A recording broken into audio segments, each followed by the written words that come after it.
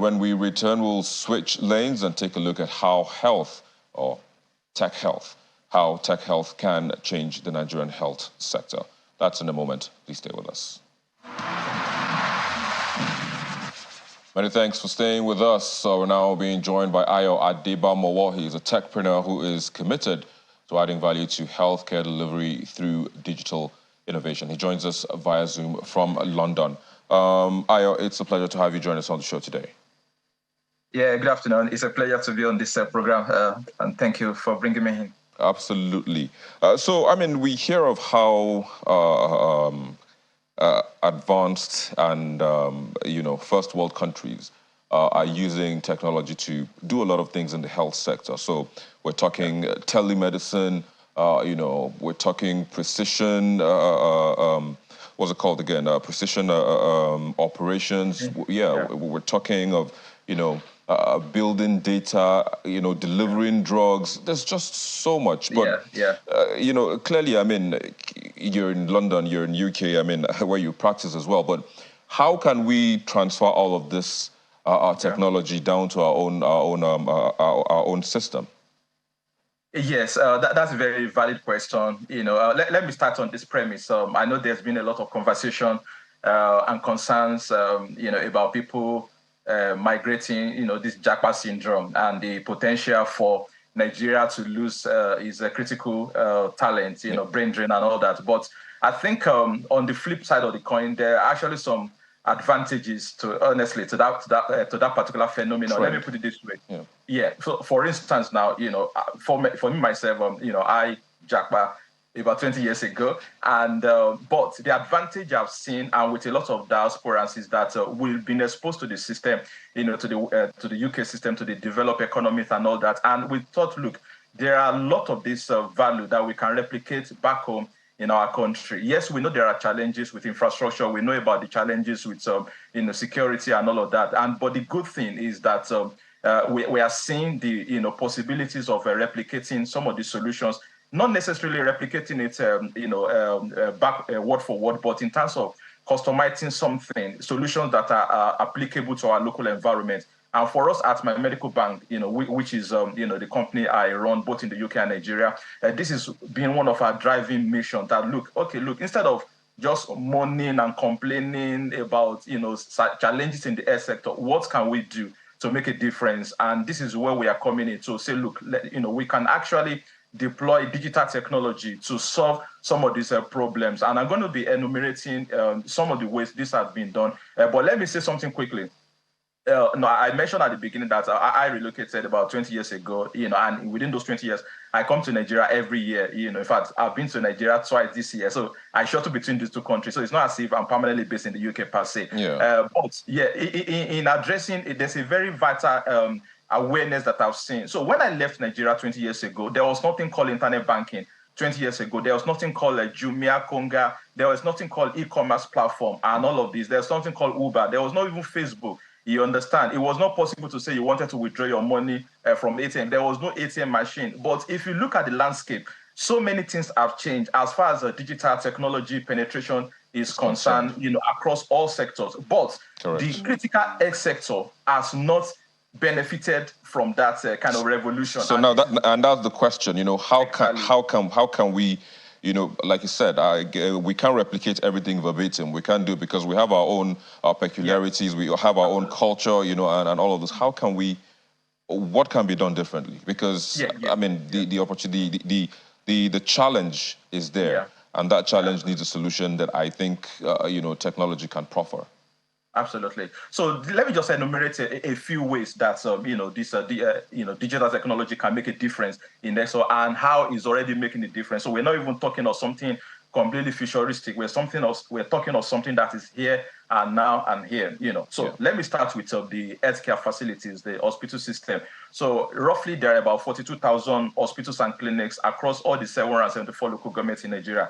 Majority of these facilities still use a paper-based record. So most of them do not have electronic medical record. So one of the ways that digital technology is making significant difference, and solving problems and making life a lot better, for the healthcare professional, the doctors and the nurses that are constantly stressed, is through the introduction and adoption of electronic medical record. Now, but beyond that, let me even come to the side of the patient.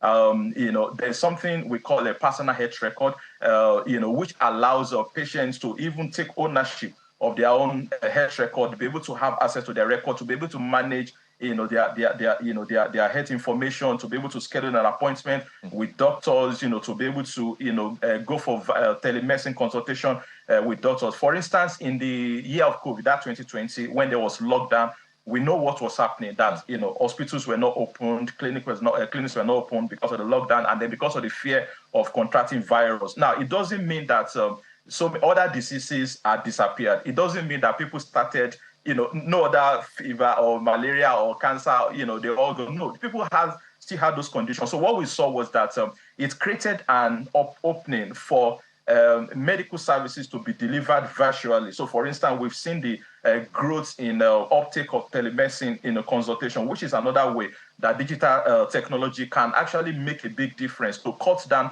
waiting times in our healthcare facilities, and to be able to make it, because there are a lot of conditions that do not warrant coming to the hospital. You don't need to see a doctor, for instance, if you are managing certain long-term conditions. These are conditions that can be monitored remotely. For instance, in the UK, there's a concept called a virtual ward.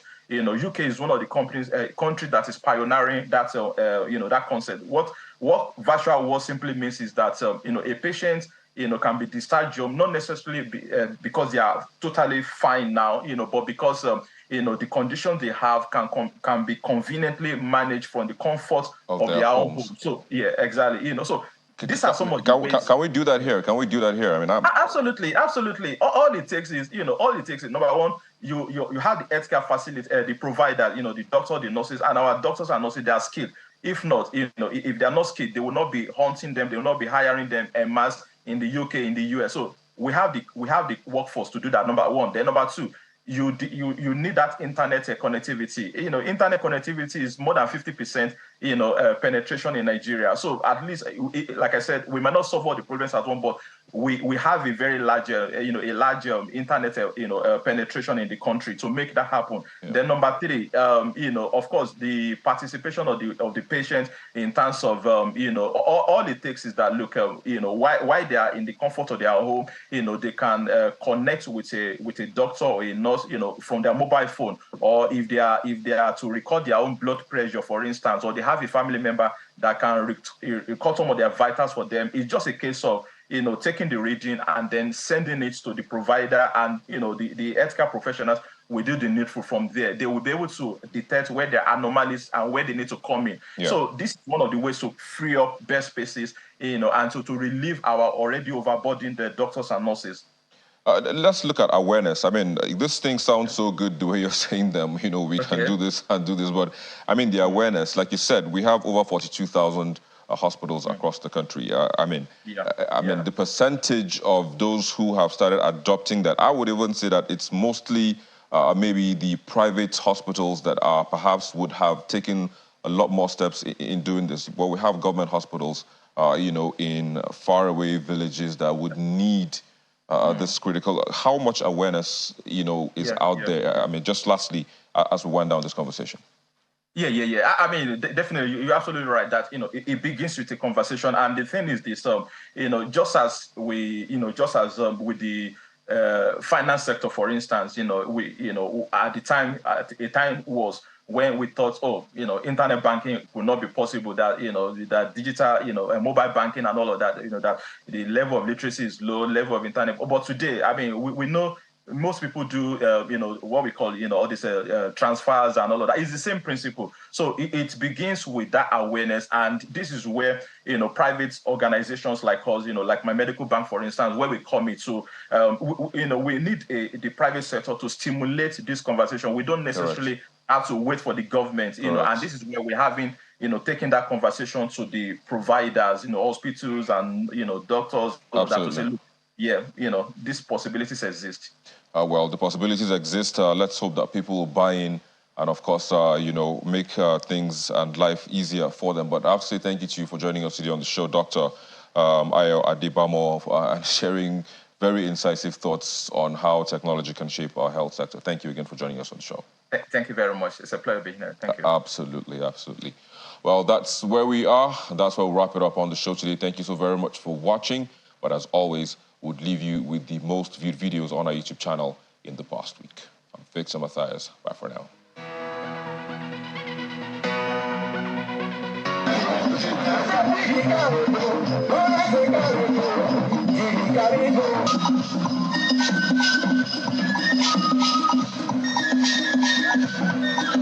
The protest that broke out following the governorship election in Bayelsa State kicks off this week's most viewed videos in 5th place.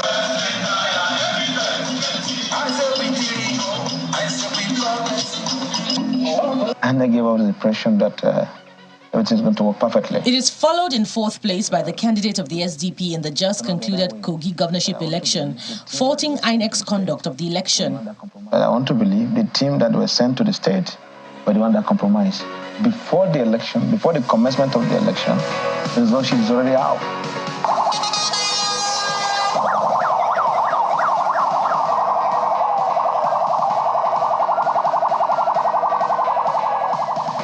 Third spot is taken by the Nigerian army, promising to deliver a safe atmosphere for election in Bayelsa State.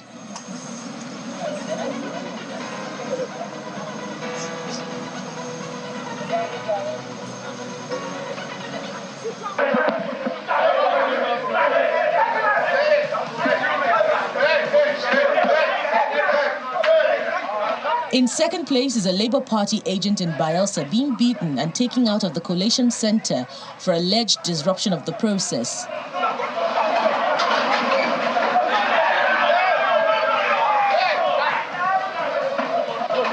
But the police. When the American dollar as much as sneezes, the Naira goes into a coma. Why?